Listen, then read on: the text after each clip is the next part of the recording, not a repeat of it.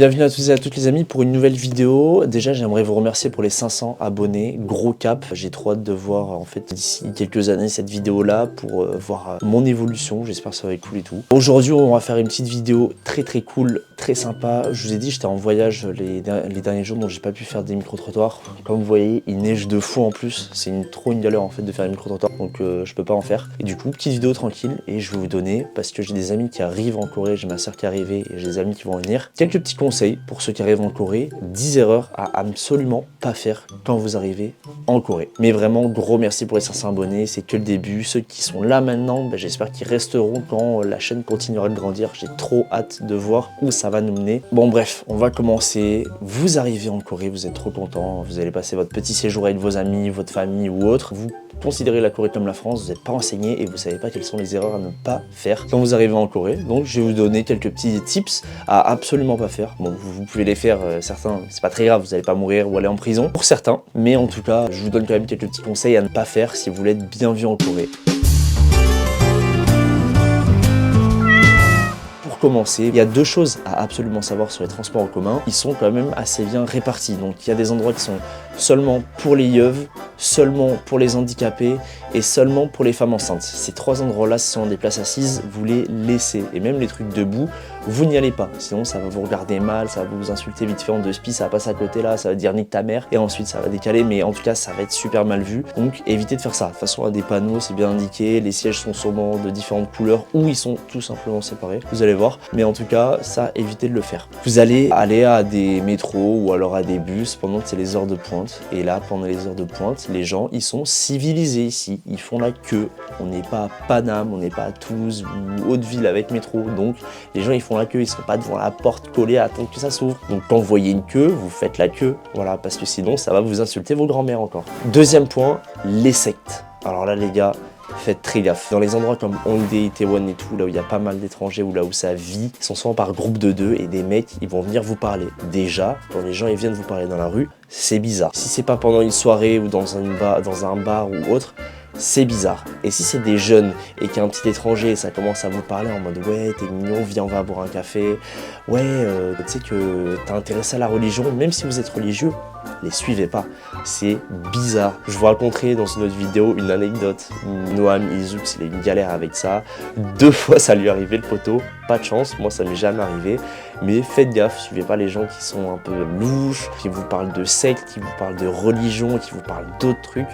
Vous en foutez, vous n'êtes pas là pour ça de toute façon, vous êtes là pour découvrir la Corée et boire de l'alcool parce qu'on sait que c'est pour ça que vous êtes là, bande de petits coquins, moi je vous connais, mais les suivez app, ça va essayer de vous retirer de l'argent et si vous leur donnez un contact en mode vas-y je leur donne juste mon numéro de téléphone comme ça ils arrêtent de me casser les couilles, le faites pas non plus, ils vont vous harceler. Troisième point, fumer dans la rue, alors ça évitez de le faire, il y a des endroits qui sont vraiment propices pour faire ça, ne fumez pas en marchant, ne fumez pas des endroits où il y a beaucoup de monde, souvent les Coréens ils sont assez respectueux comme je vous l'ai dit, donc ils se mettent dans des petites ruelles, ils se mettent dans des endroits un petit peu isolés pour pouvoir fumer ou alors il y a des fumoirs. Donc évitez de vous déplacer et de fumer dans la rue en même temps, c'est super mal vu et au moins c'est cool pour les non-fumeurs comme moi. Si vous n'avez pas des odeurs de clope dans la gueule et tout ça, vraiment c'est trop cool et donc respectez ça. Ensuite, un truc que je vous déconseille de fou, ça c'est pas vraiment une grosse erreur que tout le monde va faire, mais c'est de prendre un logement en sous-sol.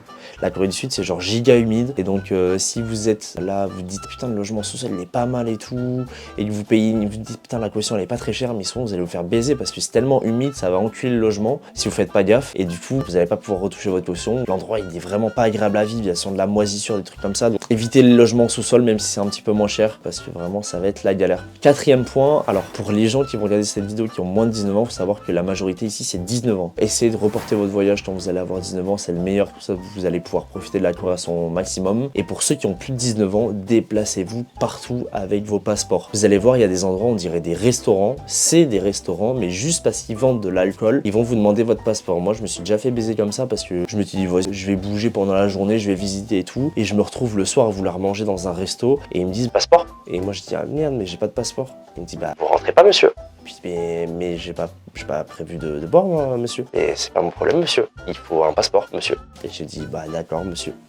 Samida, monsieur. Donc si vous n'avez pas vos passeports, vous pouvez ne pas rentrer dans certains bars ou restaurants et c'est quand même assez relou. Vous le prenez avec vous tout le temps, ça vous servira et même si au pire vous faites arrêter ou quelque chose, ça sert toujours. Comme ça, vu qu'il n'y a pas d'autres papiers d'identité pour ceux qui viennent juste en vacances et que vous n'avez pas la Len Card ou autre, ça sert, donc gardez-le. 5e point, quand vous allez arriver dans un lieu en intérieur, la plupart du temps, je parle vraiment genre de certains bars ou alors de chez quelqu'un, enlevez les chaussures. Vous allez voir, il y a toujours un petit sas. Pour les, je sais pas, là j'ai fait un petit short hier ou avant-hier à propos d'un manga café, pareil, c'est la même chose, faut enlever ses chaussures. Vous allez rentrer dans un vestiaire d'une salle de sport, les chaussures. Et il y a souvent des claquettes là pour remplacer et du coup, vous marchez pas à même le sol, mais il faut vraiment enlever les chaussures, c'est vraiment hyper irrespectueux de pas enlever ses chaussures et de les garder. Ils gardent du coup leur sol propre et voilà, il y a vraiment un sas qui est dédié, qui est pas chauffé, etc. dans les maisons, une sorte de petite marche où vous pouvez enlever vos chaussures et il faut absolument le faire parce que ça vraiment, c'est vraiment pas respectueux, ils vont péter un plomb, vos potes coréens si vous faites ça. Ensuite, 6e point, les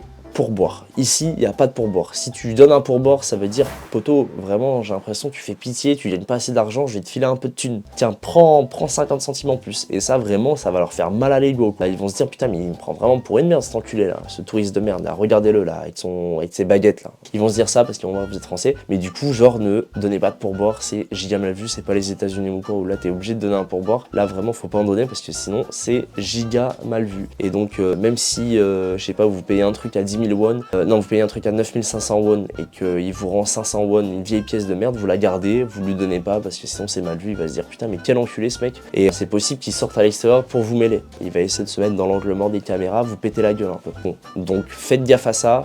Donnez pas de pourboire. En plus, je sais que vous êtes des rats, vous allez kiffer pas donner de pourboire, là, vous êtes là, 500 won, excellent. Je crois qu'on est au 7e point, 7. Donc, les feux dans la rue, vous allez voir, il y a des feux piétons plus ou moins partout. Ils sont relativement longs à attendre, mais on est dans un peuple civilisé. Ils attendent, vous allez voir aucun Coréen, bon moi j'en ai vu quelques-uns quand même, mais souvent ils sont rapta, traverser le feu alors que c'est rouge. Attendez les feux piétons, vous allez attendre 30 secondes de plus. Voilà, respectez ça et attendez les feux piétons, traversez au passage piéton. De toute façon c'est hyper bien organisé, ça dure pas trop longtemps, donc respectez ça et comme ça vous allez être bien vu des Coréens. Bon je me suis perdu, je crois qu'on est au 9e point, bref. Alors pour les gros débiles, ça c'est vraiment pour les débiles qui vont se dire oh putain une manifestation, j'ai trop envie d'aller manifester avec les Coréens.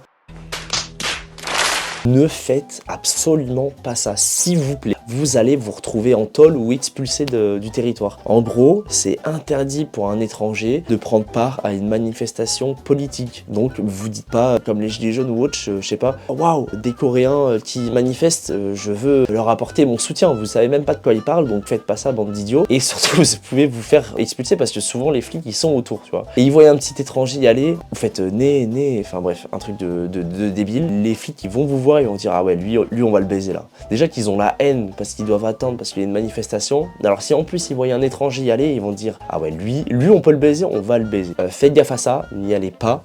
Et regardez les manifestations si vous voulez, c'est intéressant, moi j'en ai vu une ou deux, mais n'y allez absolument pas parce que vous allez vous faire démarrer par les keufs et retour casse-départ, hop, dans l'avion, direction maison et le séjour il est fini et t'as payé pour rien, donc t'es dégoûté. Et du coup, pour les gros lovers de cette vidéo, dernier point, le 10e, ne vous embrassez pas en public. Si vous venez avec votre meuf, si vous venez avec votre femme, si vous venez avec je sais pas qui, si vous rencontrez une go là-bas sur Bumble ou Tinder, évitez de faire ça dans la rue. C'est les Coréens qui sont quand même assez timides. C'est des trucs qu'ils vont pas faire en public. Donc, respectez cette intimité-là. Je pense que t'es là pour voyager, t'amuser. Tu peux attendre, espèce de gros queutard. T'es pas obligé de choper ta go dans la rue et de lui rouler des grosses galoches comme si t'étais dans le RER à Paname, t'évites de faire ça, c'est irrespectueux. Et du coup, t'attends d'être chez toi pour faire ton boulot parce que sinon c'est très mal. Vraiment, les Coréens ils vont mal vous regarder, les vieux ils vont vous regarder comme ça. Qu'est-ce qu'ils font déjà la plupart des vieux, ils ont la haine envers les étrangers. Enfin, pas mal de vieux, pas la plupart quand même. Mais il y a quand même des vieux qui ont un peu la haine contre des étrangers et tout.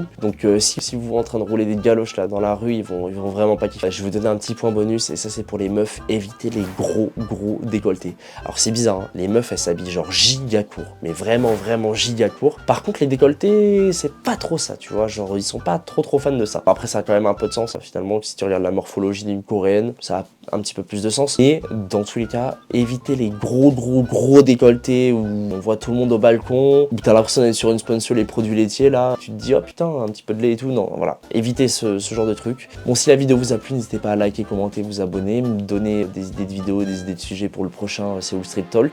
J'espère que la vidéo vous aura plu, n'hésitez pas à vous abonner si c'est le cas. Et je vous dis du coup à jeudi prochain ou à la semaine prochaine pour une nouvelle vidéo. C'était Biggs et à très bientôt et j'espère que ces conseils vous auront aidé. À bientôt.